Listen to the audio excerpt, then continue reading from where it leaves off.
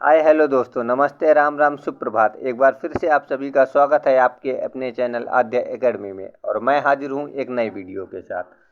हम हिंदी साहित्य में आदिकाल पढ़ रहे थे और आदिकाल में लगभग लगभग हमने सारे फेमस रचना और उनके रचनाकारों को हमने डीप में पढ़ लिया है। और वो सारी रचनाएं आपके लिए बहुत ज़्यादा इम्पोर्टेंट है। आप चाहे हिंदी साहित्य, जहाँ भी हिंदी साहित्य आता हो, चाहे वो एलटी का एग्ज़ाम हो, या तो टीजीटी का हो, या तो पीजीटी का हो, या तो बीपीएससी का हो, या आप यूपी का, या किसी भी स्टेट जहाँ भी हिंदी आती हो, चाहे वो इंग्लैंड की हिंदी हो, अगर हिंदी आती हो तो यहीं से क्वेश्चन आपका हिंदी साहित्य का हमारा बनेगा। और हमारे दो ही एक हिंदी आदिकाल के दो ही रचनाकार हमारे बचे हुए हैं। आज हम जानेंगे विद्यापति के बारे में। और एक हमारे कौन रचनाकार अभी और बचे हुए हैं, बहुत फेमस रचनाकार है, जिनकी एग्ज़ाम में रचनाएं बार बार आती हैं।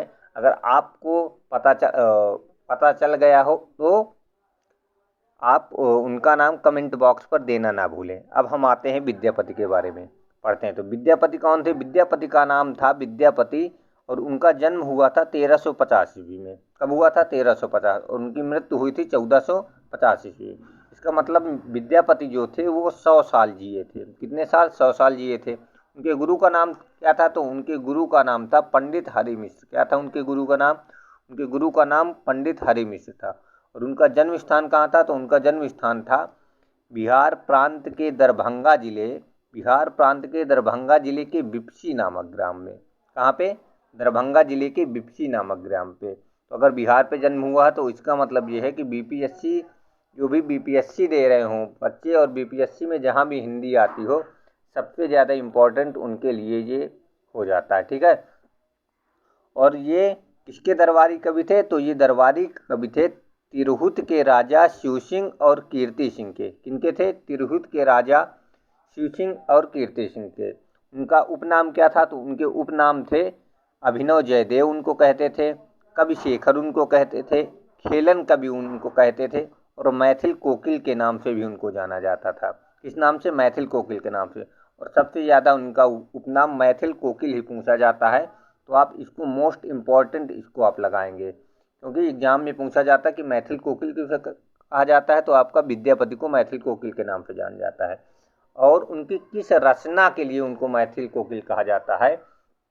तो दोस्तों हम आपको बता दें, उनको उनकी पदावली रचना के लिए, कौन सी रचना? पदावली रचना के लिए उनको मैथिल कोकिल के नाम से भी, मतलब मैथिल कोकिल उनको कहा जाता था।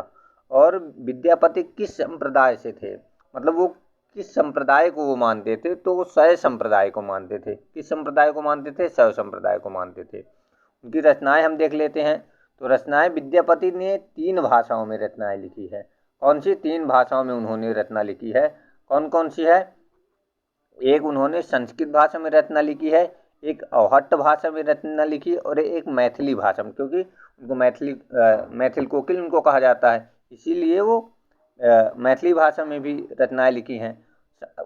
सबसे पहले हम देख लेते हैं कि संस्कृत भाषा में उनकी कौन कौन सी रचनाएं हैं। तो संस्कृत भाषा में उनकी रचनाएं हैं शैव सर्वस्व सार, गंगा वाक्यावली, दुर्गा भक्त तरंगिणी, भू परिक्रमा, दान वाक्यावली, पुरुष परीक्षा, विभाग सार, लिखनावली, गया पत्तल वर्णकृत। कौन सी? गया पत्तल वर्णकृत। अब इस कृति को आप कैसे, मान लीजिए आपको ट्रिक से याद करना हो, तो आप ट्रिक से कैसे याद करेंगे? जैसे मैंने इनकी सारी रचनाएं ट्रिक से कैसे याद की है। तो मान लीजिए कि हम लोग बनारस गए हैं घूमने, या कोई देवस्थान हमने गए हैं, तो हम क्या करते हैं, अगर वहाँ शंकर जी का बहुत प्रसिद्ध मंदिर है, तो हम क्या करेंगे? मान लीजिए हम बनारस गए हैं और वहाँ पे हम शंकर जी की, बाबा विश्वनाथ है तो हम शंकर जी के दर्शन करने गए हैं, तो आपका शंकर से आपका हो जाएगा शैव सर्वस्व सार। वहाँ गंगा भी है, तो शंकर जी को दर्शन करने के लिए हम क्या करते हैं? सबसे पहले गंगा स्नान करते हैं, गंगा वाक्यावली। और वहीं पे दुर्गा जी का मंदिर है, तो हम दुर्गा जी के भी दर्शन करते हैं, तो उससे आपका हो जाएगा दुर्गा भक्त तरंगिणी। हम क्या करते हैं? परिक्रमा लगाते हैं, मंदिर का परिक्रमा भी हम लगाते हैं, तो भू परिक्रमा हो गया। कोई भिखारी आ जाता है तो हम क्या करते हैं? उसको दान भी दे देते हैं, तो आपका क्या हो जाएगा, दान वाक्यावली हो जाएगा। और जब आप दान किसी को देखते हैं तो ये मान लीजिए कि आप अच्छा धर्म का काम कर रहे हैं और भगवान आपकी परीक्षा ले रहा है, तो आपका परीक्षा से क्या हो जाएगा, आपका पुरुष परीक्षा हो जाएगा। और यही आपका धर्म का काम ऊपर क्या विभाग में ऊपर लिख लिया जाता है, धर्म वाले विभाग में आपका लिख लिया जाता है कि आपने अच्छा काम किया, तो विभाग से आपका विभागचार हो जाएगा और लिखना वाली से आपका लिख लिया जाता है, उससे आपका लिखना वाली हो गया और गया पत्तन वर्ण हो गया। आई होप दोस्तों ये सारी रचनाएं आपको ऐसे ही ट्रिक के और आप रिलेट करके ऐसे ही आप याद कर सकते हैं। 2 बार 3 बार आप पढ़ेंगे इनकी सारी रचनाएं आपको संस्कृत में याद हो जाएंगी।